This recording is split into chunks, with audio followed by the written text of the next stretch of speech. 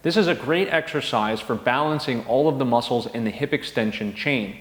It's a reverse back extension or hyperextension, whatever way you want to call it.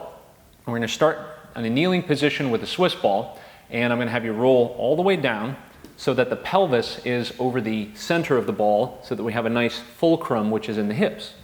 So the hands go down onto the ball, and most of our weight is going to be on the hands, which will allow us to be able to move our legs without falling off of the ball. Now, for proper hip extension, what we want is the correct firing order of the muscles. Very commonly, we find that there's an imbalanced firing order happening here. So the lower back must work with the glutes and the hamstrings to extend the hips.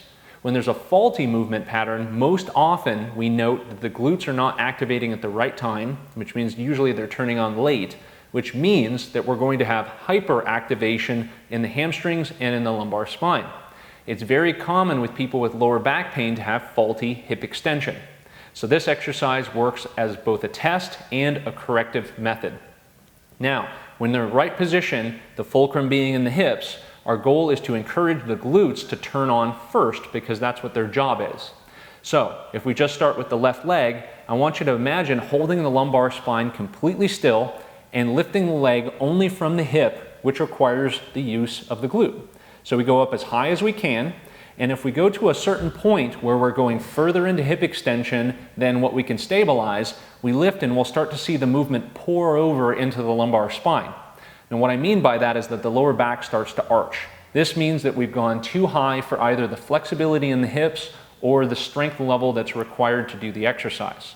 So as we go back down again, the cue should be, what I want you to do is to initiate the movement with your glute.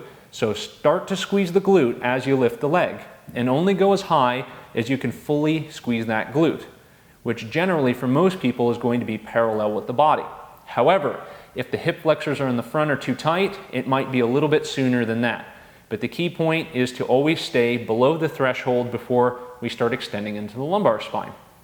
So that's one leg. We go back down again. To perform the reverse back extension, we use two legs, so we do the exact same thing. So what I'm going to have you do is to keep your heels together, and what we want is to turn the toes out just a little bit. And the reason why we do that is because the glute fibers don't go straight up and down, they go in an outward angle. So slightly turning the toes out allows room in the hip to move. So we have the toes slightly turned out, the heels are touching together.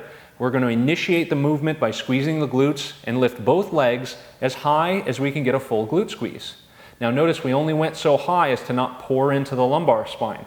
We hold that position for the amount of time that's recommended on your exercise program, and then lower back down, not by letting the lumbar spine drop the motion, but just simply by letting the glutes relax. Go all the way down to the bottom, and then we repeat. So heels together, toes out, squeezing the glutes to lift. Look at that, no movement happening in the lumbar spine. We hold, and then we lower back down again. And that completes the instruction for the reverse back extension.